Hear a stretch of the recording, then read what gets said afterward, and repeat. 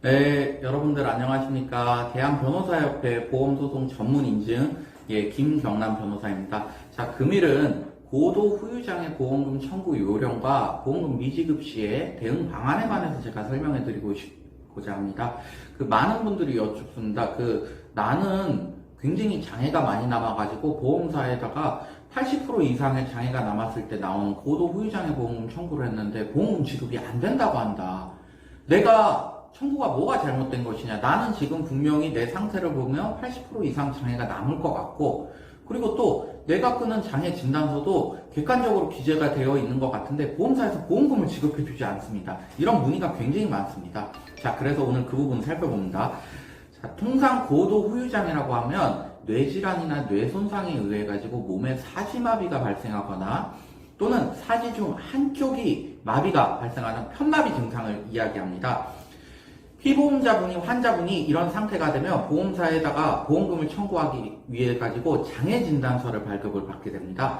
보험사에서는 일상생활 기본 동작 제한이라는 이걸 우리 보험용어로 ADLS라고 합니다. 이 ADLS 장애진단서를 받아오라고 합니다.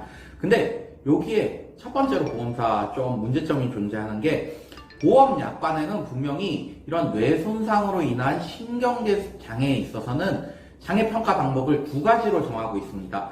첫 번째가 보험사에서 흔히들 얘기하는 일상생활 기본 동작, 즉 ADLS에 기해가지고 장애를 평가하라는 것이죠. 이것은 일상에서 내가 얼마나 독립적으로 걸을 수 있는지, 모욕은 할 수 있는지, 밥은 먹을 수 있는지, 내가 배변 활동을 수행할 수 있는지, 이런 걸 종합적으로 측정해서 100점 만점으로 해서 몇 점에 이르느냐, 몇 프로에 이르느냐, 이렇게 평가하는 방식이고요.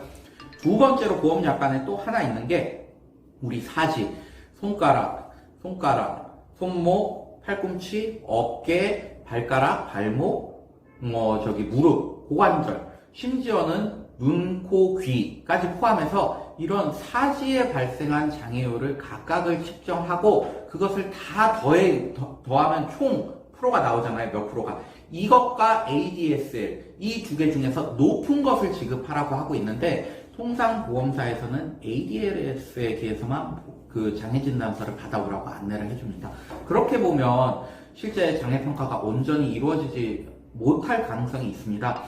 왜냐하면 ADLS에 기해 가지고 장애 후유장애 80% 이상을 받으려 그러면 환자분이 침대에서 혼자서 이렇게 몸을 돌리는 것조차 힘든 정도가 돼야 됩니다. 근데 혼자서 환자분이 주위에 있는 물건이나 좀 아니면 가재, 직구 혹은 보조기 등을 잡고 어렵사리 일어나서 조금이라도 걸을 수 있다 그러면 보통 한 35%에서 40%밖에 ADLS에서는 장애가 안 나옵니다. 반면에 우리 손, 다리, 사지마비 같은 사지에 다 장애를 판정해가지고 더하는 것은 이게 정상 각도에 비해서 운동이 얼마나 제한되었는지로 측정하는 것인데 이거는 ADLS보다 훨씬 높게 나올 개연성이 높습니다. 여러분들 손에는 어깨도 있고 팔꿈치도 있고 손목도 있고 손가락도 있죠. 다리에는 역시 4가지가 있고요. 이 각각의 관절 운동을 측정해 가지고 최대 30에서 최소 5%의 장애를 줘가지고 그걸 다 합산하는 거예요. 제가 예를 들어볼게요. 편마비 환자 같은 경우에 우리 손목 관절에서 말단으로 가게 될수록 이 강직 정도, 운동 제한 정도가 높아지게 되는데요. 이 손목 관절에서 4분의 3이 제한되면 20%를 줍니다. 그리고 우리 팔꿈치 관절에서 절반 정도밖에 못 움직인다. 가동 영역이. 그러면 10%를 주고요. 어깨에서 4분의 1밖에 못 움직인다. 그러면 5%가 나옵니다. 팔 하나에서 이미 35%가 나오는 것이죠. 여러분들 ADLS에 의하면 조금이라도 보조구를 이용해가지고 걸을 수 있다 그러면 온몸을 다 펴서 35%가 나오는 것인데 이 팔 한쪽에서 35%가 나오고 나머지 팔이나 다리나 기타 신체 부위는 합산하지도 않은 부분입니다. 이렇게 결론적으로 사지 장애율을 측정하는 다른 방법이 있음에도 이 부분에 관해 가지고 피보험자분들이 몰라서 진단서를 못 받아서 청구를 못 하는 경우가 있습니다. 자, 두 번째 문제점은 뭐냐면요. 이게 굉장히 객관적으로 평가한 ADLS나 또는 사지를 각각의 장애를 측정한 장애 진단서를 내는 거죠. 근데 보험사에서는 인정을 안 한 수도 있습니다.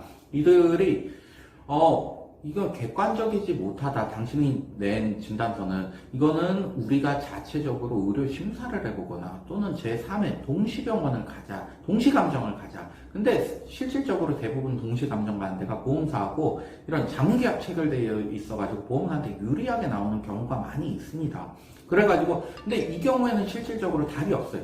보험사 측에서 딱 의료 심사를 해가지고 실질적으로는 80이 넘는데 70에서 뭐 75%밖에 안 된다. 5%가 부족한다. 이거는 말 그대로 우리는 주기 싫습니다를 의료 자문의 형식을 빌려서 얘기하는 거기 때문에 이 경우에는 소송밖에 답이 없습니다. 근데 언제나 또 보험사 주장이 틀린 것은 아닙니다. 이들이 얘기하는 것은 사지마비는 굉장히 호전 가능성이 있는 질병인데 지금 나이도 젊고 하셔가지고 쭉 꾸준히 치료를 받는다 그러면 이게 더 상태가 좋아질 수 있습니다. 보험약관에서 장애평가 시기는 호전된 시기인데, 즉 치유, 호전 가능성이 없는 시기인데 당신은 아직 치유 가능성이 남아있기 때문에 아직 당신이 끄는 장애로는 인정할 수 없습니다. 일견 타당할 수도 있습니다. 이럴 경우에는 사실상 분쟁이 소송으로 가서 마무리될 수밖에 없겠죠.